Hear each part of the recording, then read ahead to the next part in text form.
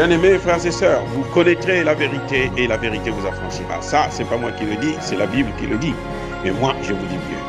Vous connaîtrez la vérité historique, notamment celle de vos ancêtres kémites, et vous aurez une vision globale de ce que c'est que la vraie souveraineté politique. J'ajoute, vous reviendrez à la spiritualité africaine ancestrale et vous comprendrez les enjeux de l'indépendance économique. Et pour terminer, vous accepterez votre identité culturelle kémite et vous obtiendrez deux choses. La première, c'est la paix. La seconde, c'est le développement, à une condition.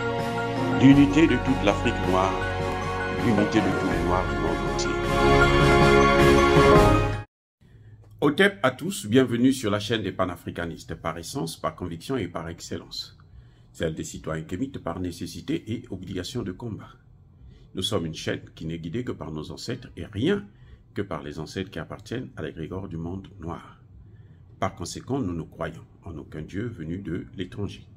Toutefois, cette vidéo n'est aucunement destinée à inciter à la haine ou à la violence, car nous menons un combat qui est d'abord et avant tout spirituel, intellectuel et démocratique. Ensuite, il est politique, géopolitique et géostratégique. Contre l'impérialisme, le colonialisme, le néocolonialisme et l'endocolonat, qui sont tous qualifiés de crimes contre l'humanité. Nous menons ce combat sur la base du principe fondamental que nous avons hérité de nos ancêtres kémites, qui est celui de la Mahat, c'est-à-dire solidarité, vérité et justice. Vous êtes donc en droit de connaître la vérité et nous avons l'obligation de vous dire la vérité, rien que la vérité, afin que justice soit rendue au continent africain. Et ça, c'est notre modeste contribution dans cette noble lutte en faveur de la souveraineté, la dignité, la solidarité et l'unité africaine. C'est exactement ça que nous appelons le panafricanisme. Bien-aimés frères et sœurs, je suis surpris, je suis scandalisé, je suis étonné par le comportement d'Emmanuel Macron. Emmanuel Macron est allé au Japon, à Hiroshima, pour assister au sommet du G7. Le G7, comme vous le savez très bien, ce sont les plus grandes puissances occidentales du monde, c'est-à-dire la France, les États-Unis en tête, bien entendu, le Japon, le Canada, l'Italie, l'Allemagne, l'Angleterre. Le G7, l'objectif de cette rencontre, c'était la guerre en Ukraine, puisque c'est ce qui le préoccupe maintenant. Et la guerre contre la Chine, bien entendu. Comment il faut écraser la Chine sur le plan économique, parce que la Chine est en train de les dominer.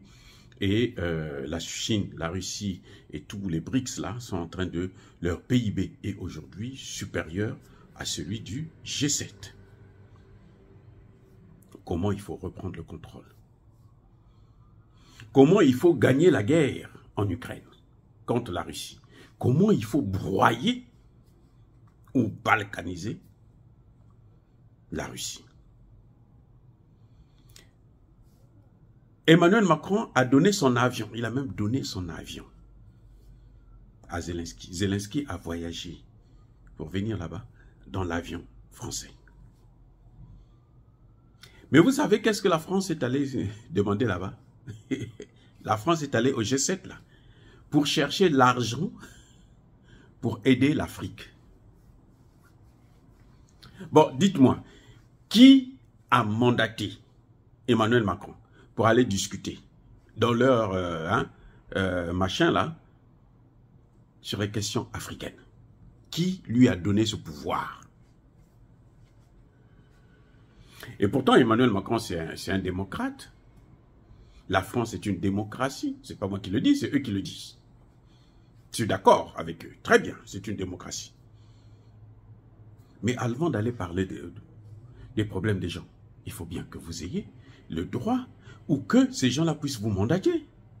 Quand nos chefs d'État viennent là-bas, quand nos chefs d'État vont dans ces pays, mais ils parlent au nom de leur peuple. Parce qu'ils ont reçu mandat Parce qu'ils ont été élus, même si les élections sont des élections comme à l'africaine, on le sait. Hein, par exemple, celle de Ouattara ou Biya, Sassou, Bongo. Hein, on peut discuter sur ça. Mais en tout cas, quand il se déplace en tant que chef d'État d'un pays africain. Mais Emmanuel Macron, il va parler de l'Afrique là. Au nom de qui? En tant que qui? Qui l'a mandaté? Est-ce que c'est ça la démocratie? Donc quand il parle de la démocratie, mais il devrait quand même respecter les petites choses comme ça. Il a dit, je suis venu pour chercher, je veux l'argent pour les Africains. Personne ne lui a demandé de l'argent. Nous, ce que nous demandons à Emmanuel Macron, c'est qu'il nous laisse dans notre misère.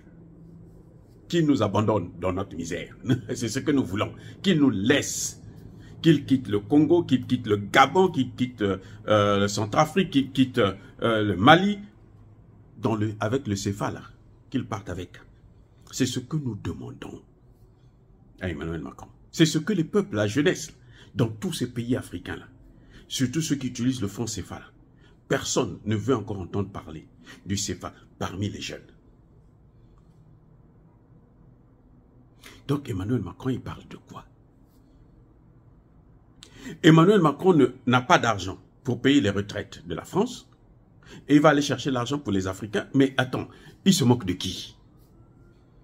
Si on dit que ce type-là est encore normal, s'il n'est pas sénile, s'il n'est pas fou, si dans sa tête-là, il n'a pas pété les plombs, mais quand même, expliquez-moi comment il peut aller chercher l'argent pour les Africains alors qu'il n'est pas capable.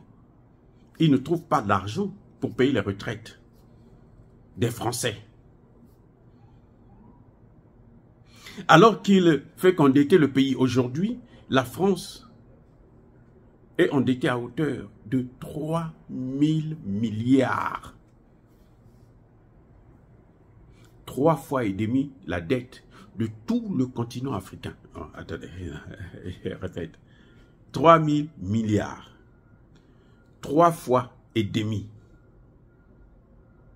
la dette de tout le continent africain.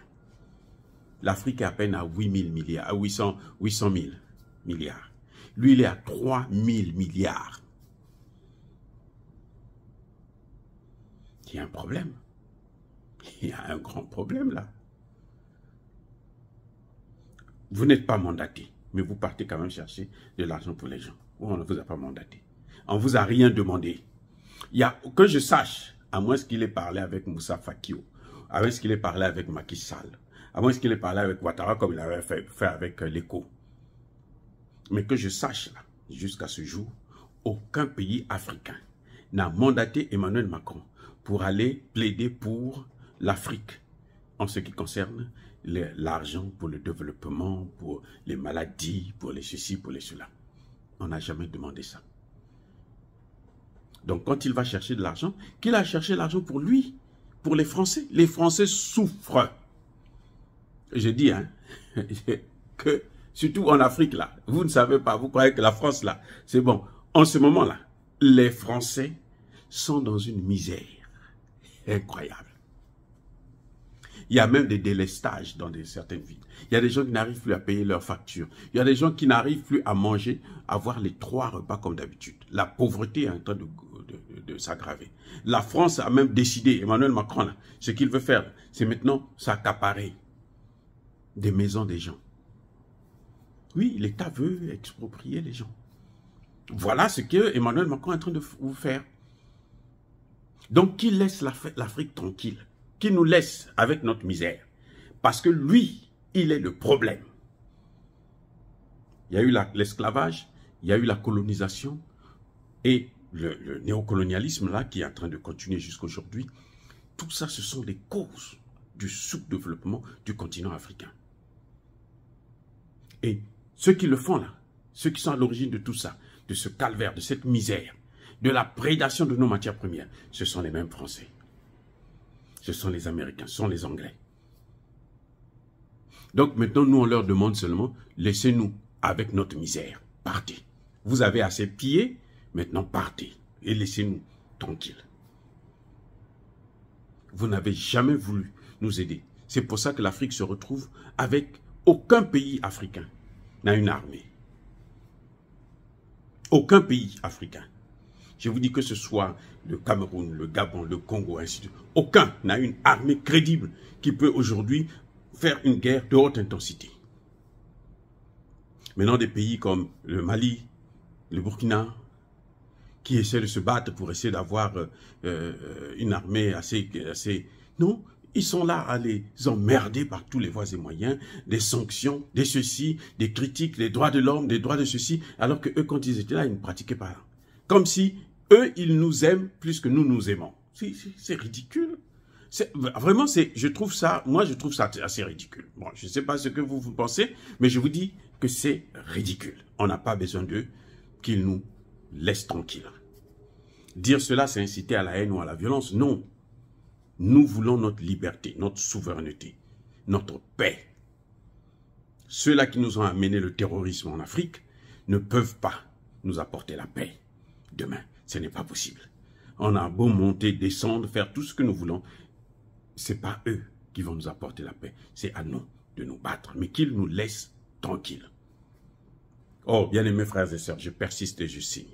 Soyez bénis, abondamment bénis par le Dieu des Kémites. Mais que tous ceux qui persécutent le continent africain le pillent et le déstabilisent, qu'ils soient noirs, blancs, chinois, arabes, qui que ce soit, qu'ils soient maudits, punis, foudroyés, neutralisés, écrasés, effacés par le Dieu des Kémites et par nos ancêtres angélisés. Vive l'Afrique éternelle, j'ai dit et j'assume.